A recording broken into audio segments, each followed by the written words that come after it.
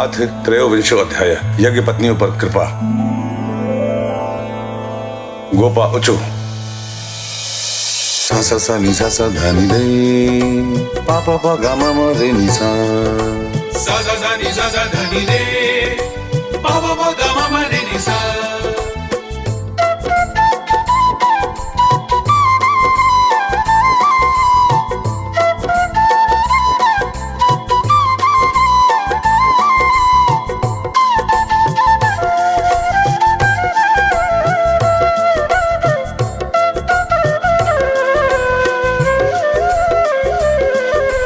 राम राम महावीर कृष्ण दुष्ट निवर्तन ऐशा वे बाधते क्षुन्न सक्षांति कर तुम ग्वाल बालों ने कहा, नैना विराम बलराम, तुम बड़े पराक्रमी हो। हमारे चित्त चोर श्याम सुंदर, तुमने बड़े बड़े दुष्टों का संहार किया है। उन्हीं दुष्टों के समान यह भूख भी हमें सता रही है, अतः तुम दोनों इसे भी बुझाने का कोई उपाय करो। श्री शुकवाच इति विज्ञापितो गोप भगवान देवकी सुतः भक्ताया विप्रभार्याय प्रसीदन् ब्रह्मब्रवीत्। श्री सुखदेव जी ने कहा, परीक्षित, जब ग्वाल बालों ने देवकी नंदन भगवान श्री कृष्ण से इस प्रकार प्रार्थना की, तब उन्होंने मथुरा की अपनी भक्त ब्राह्मण पत्नियों का अनुग्रह करने के लिए यह बात कही। प्रयात देव यजनम ब्राह्मण ब्रह्मवादिनः शत्रुमंगिर सम्नाम यस्ते स्वर्गकाम्यया। मेरे प्यारे मित्रों, यहाँ से थोड़ी ही दूर पर वेदवादी ब्राह्मण स्वर्ग की कामना से अंग्रेस नाम का यज्ञ कर रहे हैं। तुम उनकी यज्ञशाला में जाओ। तत्र गत्वा धनं गोपा याचतास्मत् विसर्जितः कीर्तयन्तो भगवत् आर्यस्य मम चाभिधाम्। ग्वाल बालों, मेरे भेजने से वहाँ जाकर तुम लोग मेरे बड़े भाई भगवान श्री बलराम जी का और मेरे नाम लेकर कुछ थोड़ा सा भात भोजन की सामग्री मांग लाओ।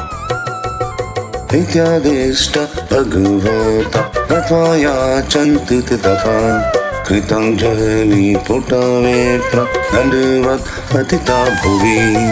जब भगवान ने ऐसी आज्ञा दी, तब ग्वाल बाल उन ब्राह्मणों की यज्ञशाला में गए और उनसे भगवान की आज्ञा के अनुसार ही अन्न मांगा। पहले उन्होंने पृथ्वी पर गिरकर दंडवत प्रणाम किया और फिर हाथ जोड़कर कहा, हे भूमि देवः शृणुत कृष्णस्यादेशकारिणः प्राप्ताञ्जलित भद्रं गोपान्नो रामचोदितान्। पृथ्वी के मूर्तिमान देवता ब्राह्मणों, आपका कल्याण हो। आपसे निवेदन है कि हम ब्रज के ग्वाले हैं। भगवान श्री कृष्ण और बलराम की आज्ञा से हम आपके पास आए हैं। आप हमारी बात सुने।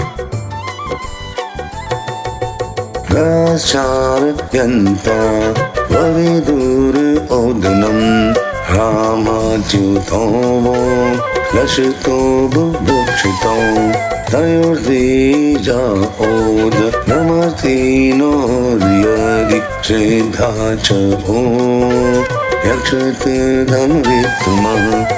भगवान बलराम और श्री कृष्ण गौवे चराते हुए यहाँ से थोड़ी ही दूर पर आए हुए हैं। उन्हें इस समय भूख लगी है और वे चाहते हैं कि आप लोग उन्हें थोड़ा सा भात दे दें। ब्राह्मणों, आप धर्म का मर्म जानते हैं। यदि आपकी श्रद्धा हो तो उन भोजनार्थियों के लिए कुछ भात दे दीजिए। दीक्षाया पशु संस्थाय छात्रामन्यश्च सप्तमः अन्यत्र दीक्षितस्यापि नन्मश्नन्ति दृश्यति। सज्जनों, जिस यज्ञ दीक्षा में पशु बलि होती है, उसमें और सौत्रामणि यज्ञ में दीक्षित पुरुष का अन्न नहीं खाना चाहिए। इनके अतिरिक्त और किसी भी समय किसी भी यज्ञ में दीक्षित पुरुष का भी अन्न खाने में कोई दोष नहीं है। इति ते भगवद्याञ्चं श्रीमन्तोऽपि न शोषवः क्षुद्राशा भूरि कर्माणि बालिशा वृद्धमानिनः। परीक्षित, इस प्रकार भगवान के अन्न मांगने की बात सुनकर भी उन ब्राह्मणों ने उन पर कोई ध्यान नहीं दिया। वे चाहते थे कि स्वर्ग आदि दुख फल और उनके लिए बड़े बड़े कर्मों में उलझे हुए थे। सच पूछो तो वे ब्राह्मण ज्ञान की दृष्टि से थे बालक ही, परंतु अपने को ज्ञानवृद्ध मानते थे। देश काल पृथग्द्रव्य मंत्र तंत्र विजुग्नयः देवता यजमानश्च धर्मश्च यनयः। परीक्षित, देश काल अनेक प्रकार की सामग्रियां भिन्न भिन्न कर्मों से विनियुक्त मंत्र अनुष्ठान की पद्धति मृत्युज ब्रह्मा आदि यज्ञ कराने वाले अग्नि देवता यजमान यज्ञ और कर्म, इन सब रूपों में एकमात्र भगवान ही प्रकट हो रहे हैं। तम ब्रह्म परमं साक्षात् भगवन्तं लोकजम् मनुष्य दृष्ट्या दुष्प्रज्ञा मतात्मानो मे निरे। वे ही इंद्रियातीत परब्रह्म भगवान श्री कृष्ण स्वयं ग्वाल बालों के साथ के द्वारा भात मांग रहे हैं, परंतु इन मूर्खों ने जो अपने को शरीर ही माने बैठे हैं, भगवान को भी एक साधारण मनुष्य ही माना और उनका सम्मान नहीं किया।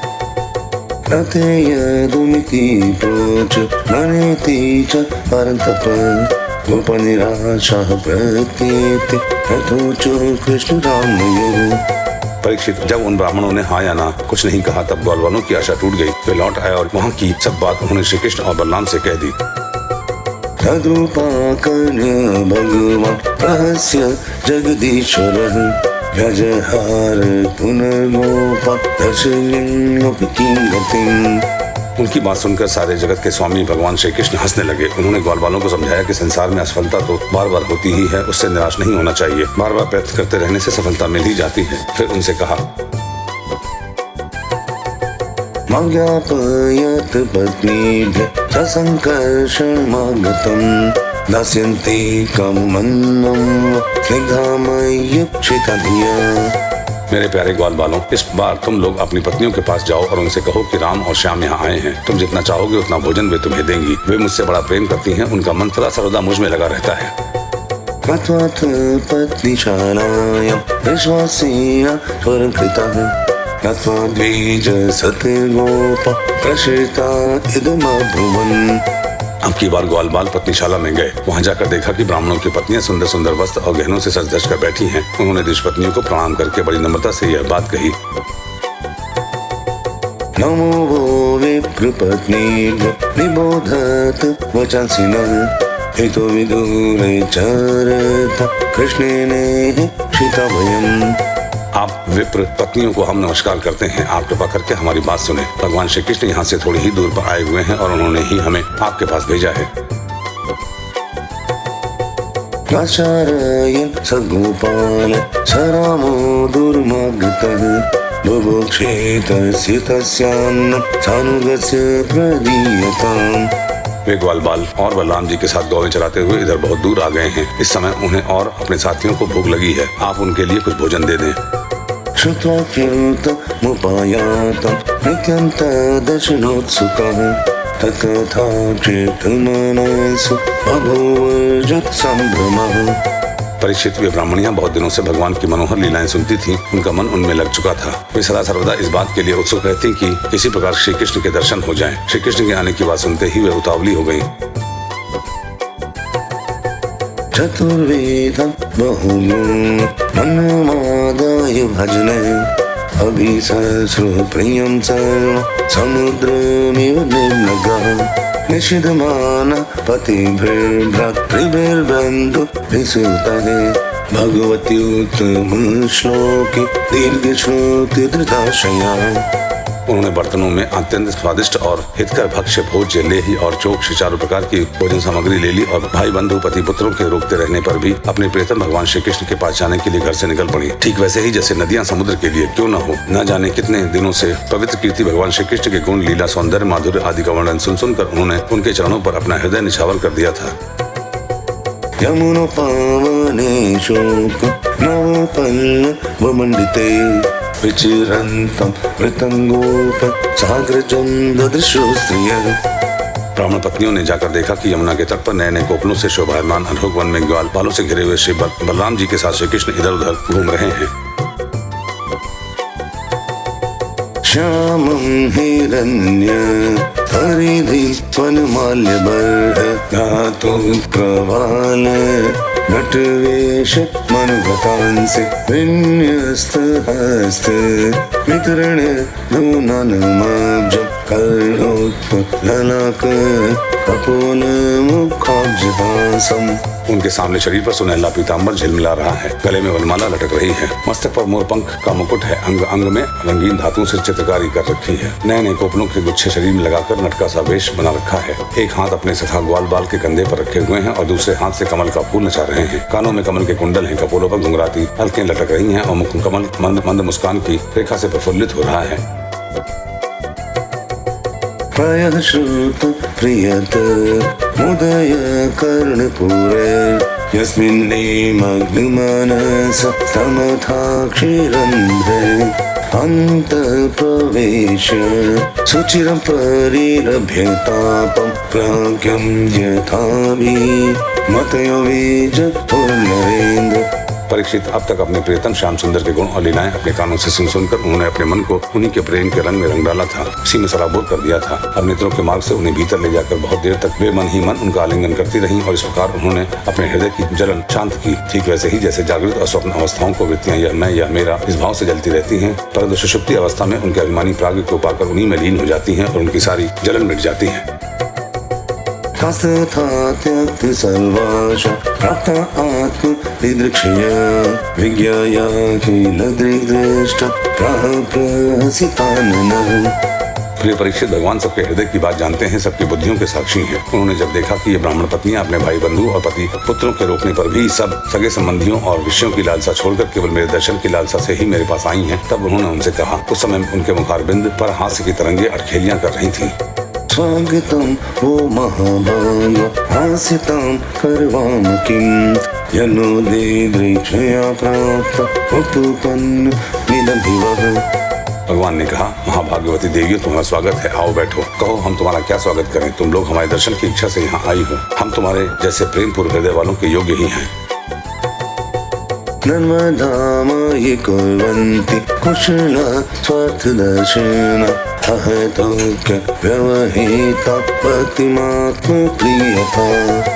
इसमें संदेह नहीं है कि संसार में अपनी सच्ची भलाई को समझने वाले जितने भी बुद्धिमान पुरुष हैं, वे अपने प्रियतम के समान ही मुझसे प्रेम करते हैं और ऐसा प्रेम करते हैं जिसमें किसी प्रकार की कामना नहीं रहती, जिसमें किसी प्रकार का व्यवधान, संकोच, छिपाव, दुविधा या द्वैत नहीं होता। प्राण बुद्धि मनः स्वात्म धारापत्य धनदयः यत्संपर्कात् प्रिया आसन् ततः को न परप्रियः। प्राण, बुद्धि, मन, शरीर, स्वजन, स्त्री, पुत्र और धन आदि संसार की सभी वस्तुएं जिनके लिए और जिसकी सन्निधि से प्रिय लगती हैं, आप उस आत्मा से, परमात्मा से, मुझ श्री कृष्ण से बढ़कर और कौन प्यारा हो सकता है।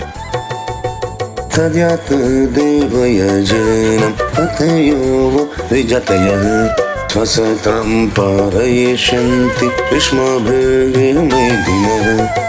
इसीलिए तुम्हारा आना उचित ही है। मैं तुम्हारे प्रेम का अभिनंदन करता हूँ, परंतु अब तुम लोग मेरा दर्शन कर चुकी, अब अपनी यज्ञशाला में लौट जाओ। तुम्हारे पति ब्राह्मण गृहस्थ हैं, वे तुम्हारे साथ मिलकर ही अपना यज्ञ पूर्ण कर सकेंगे।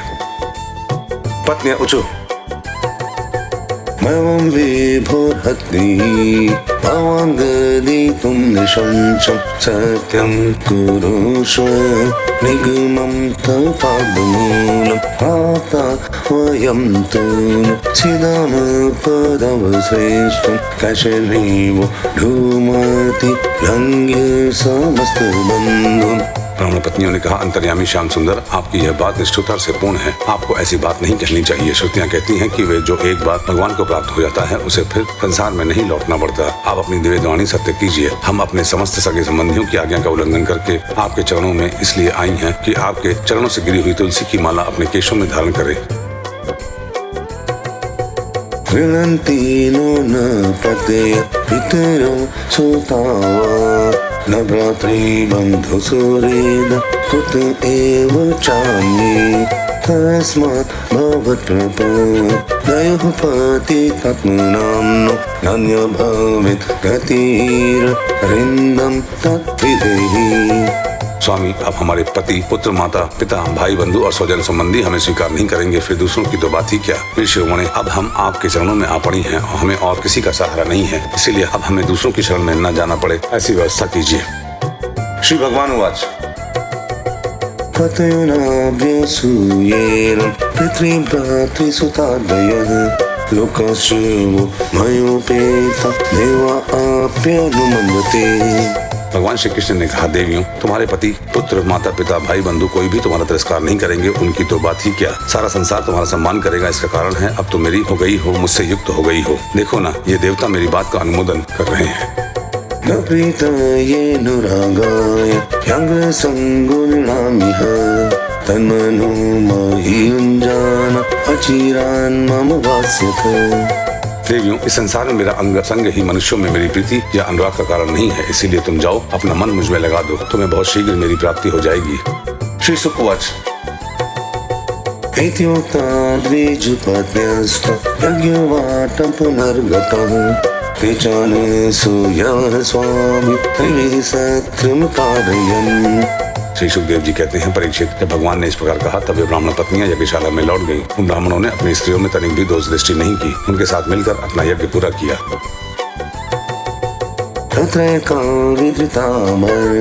भगवन्तं यथाश्रुतं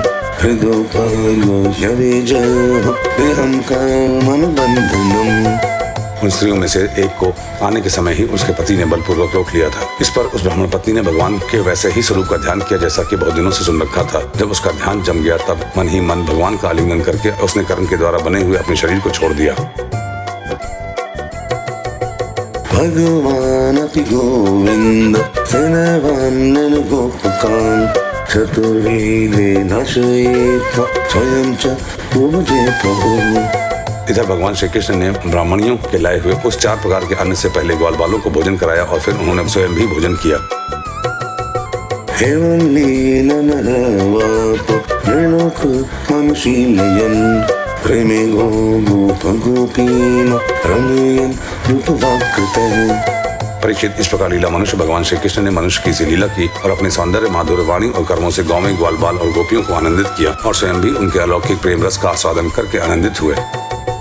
अथानुस्मृत्य विप्रोस्ते अन्वन्तप्यकृतगसः यद्विश्वेश्वरयोर्याञ्च महन्निर्विडम्बयोः।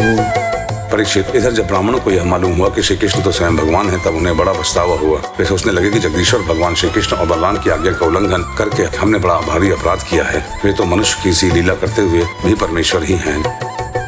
कृष्ण श्रीमद् भगवती कृष्णे भक्तिमलौकिकी आत्मानं च तया हीन मनुतत्त्वविदर्भयन्। जब उन्होंने देखा कि हमारी पत्नियों के हृदय में तो भगवान का अलौकिक प्रेम है और हम लोग उससे बिल्कुल रीते हैं, तब वे पछता कर अपनी निंदा करने लगे। दिग्जन्मन श्रीवेद्यं दिव्रतं दिग्बहुगतं दिक्कुलं दिक्क्रियादाक्ष्यं विमुखाये त्वदक्षये। वे कहने लगे, हाय, हम भगवान श्री कृष्ण से विमुख हैं। बड़े ऊंचे कुल में हमारा जन्म हुआ, गायत्री ग्रहण करके हम द्विजाति हुए, वेदाध्ययन करके हमने बड़े बड़े यज्ञ किए, परंतु वह सब किस काम का? धिक्कार है, हमारी विद्या व्यर्थ हो गई, हमारे व्रत बुरे सिद्ध हुए, हमारी इस बहुज्ञता को धिक्कार है। ऊंचे वंश में जन्म लेना, कर्मकांड में निपुण होना, किसी काम न आना, इन्हें बार बार धिक्कार है। नूनं भगवतो माया योगिनामपि मोहिनी यद्वयं दुर्गुणेन पतेमय महद्विजः। निश्चय ही भगवान की माया बड़े बड़े योगियों को भी मोहित कर लेती है, तभी तो हम कहलाते हैं मनुष्यों के गुरु और ब्राह्मण, परंतु अपने सच्चे स्वार्थ और परमार्थ के विषय में बिल्कुल भूले हुए हैं। पश्यति नारीणमपि कृष्ण जगद्गुरौ दुरन्त भावं यो वेद प्रत्युपासन्। कितने आश्चर्य की बात है, देखो तो सही। यद्यपि ये स्त्रियां हैं तथापि जगत गुरु भगवान श्री कृष्ण में इनका कितना अगाध प्रेम है, अखंड अनुराग है। उसी से इन्होंने गृहस्थी की यह बहुत बड़ी फांसी भी काट डाली जो मृत्यु के समान भी नहीं करती। संस्कार निवासो दुरावपि न तपो न मीमांसा न चौचन्न क्रिया शुभा। इनके न तो द्विजाति के योग्य गोपवीत आदि संस्कार हुए हैं और न तो इन्होंने गुरुकुल में ही निवास किया है, न इन्होंने तपस्या की है और न तो आत्मा के संबंध में कुछ विवेक विचार किया है। उनकी बात तो दूर रही, इनमें न तो पूरी पवित्रता है, न तो शुभ कर्म ही। श्लोके कृष्णे योगेश्वरेश्वरे भक्तिर्दृढ़ चास्माकं संस्कारादिमतामपि। फिर भी समस्त योगेश्वरों के ईश्वर पुण्य कीर्ति भगवान श्री कृष्ण के चरणों में इनका दृढ़ प्रेम है और हमने अपने संस्कार किए हैं, गुरुकुल में निवास किया है, तपस्या की है, आत्मानुसंधान किया है, पवित्रता का निर्वाह किया है और अच्छे अच्छे कर्म किए हैं, फिर भी भगवान के चरणों में हमारा प्रेम नहीं है। ननु स्वार्थ विमूढानां प्रमत्तानां विहेहयाम् अहो न त्वायमासु वपुवाक्यं सतमतिः। सच्ची बात यह है कि हम लोग गृहस्थी के काम धंधों में मतवाले हो गए थे, अपनी भलाई और बुराई को बिल्कुल भूल गए थे। अहो, भगवान की कितनी कृपा है। भक्त वत्सल प्रभु ने ग्वाल बालों को भेजकर उनके वचनों से हमें चेतावनी दी, अपनी याद दिलाई। अन्यथा पूर्ण कामस्य कैवल्याद्याशिषपतेः ईशितव्य किमस्माभिः वृषस्य तद्विडम्बनम्। भगवान स्वयं पूर्ण काम है और कैवल्य मोक्ष पर्यंत जितनी भी कामनाएं होती हैं उनको पूर्ण करने वाले हैं। यदि हमें सचेत नहीं करना होता तो हम उनका सरीखे क्षुद्र जीवों से प्रयोजन ही क्या हो सकता था। अवश्य ही उन्होंने इसी उद्देश्य से मांगने का बहाना बनाया, अन्यथा उन्हें मांगने की भला क्या आवश्यकता थी। हित्वान्यान् भजते यंश पदस्पर्शाशय सखे आत्मदोषापवर्गे तद्यांच जन्मोहिनी। स्वयं लक्ष्मी अन्य देवताओं को छोड़कर और अपनी चंचलता, गर्व आदि दोषों का परित्याग न केवल एक बार उनके चरण कमलों का स्पर्श पाने के लिए सेवा करती हैं, वे ही प्रभु किसी के भोजन की याचना करें या लोगों को मोहित करने के लिए नहीं तो और क्या है। देश काल प्रीतद्रव्य मंत्र तंत्र द्विजज्ञयः देवता यजमानश्च ततो धर्मशयन्मयो। देश काल पृथक पृथक सामग्रियां उन कर्मों में विनियुक्त मंत्र, अनुष्ठान की पद्धति, ऋत्विज, अग्नि देवता, यजमान, यज्ञ और धर्म सब भगवान के ही स्वरूप हैं। स एष भगवान साक्षात् विष्णु योगेश्वरेश्वर जातो यदुश्रितशृण्व व्यापी मूढमनुविद्महे। वही योगेश्वरों के भी ईश्वर भगवान विष्णु स्वयं श्री कृष्ण के रूप में यदुवंशियों में अवतीर्ण हुए हैं। यह बात हमने सुन रखी है, परंतु हम इतने मूढ़ हैं कि उन्हें पहचान न सके।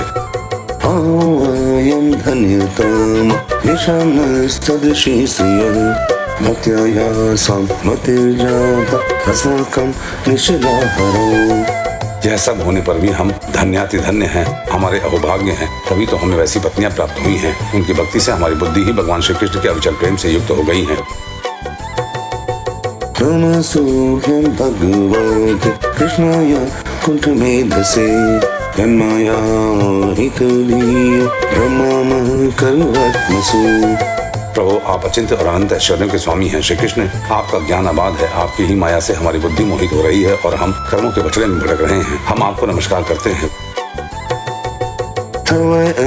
आद्यः पुरुष त्वमाया मोहितात्मनाम् अविज्ञातानुभवान् क्षन्तुमर्हत्यतिक्रमम्। वे आदि पुरुषोत्तम भगवान श्री कृष्ण हमारे इस अपराध को क्षमा करें, क्योंकि हमारी बुद्धि उनकी माया से मोहित हो रही है और हम उनके प्रभाव को न जानने वाले अज्ञानी हैं।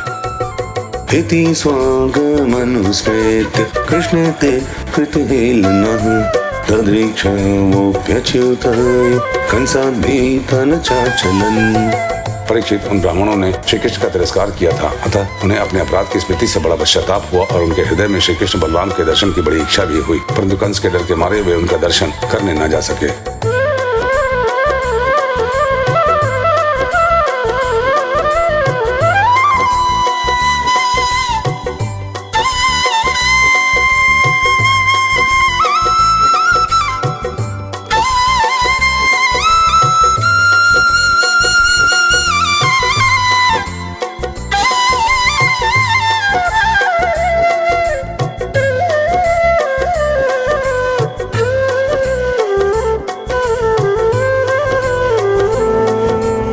इति श्रीमद्भागवते महापुराणे पारमहंस्यां संहितायां दशम स्कंधे पूर्वार्धे यज्ञ पत्न्युद्धरणम नाम त्रयोविंशो अध्यायः।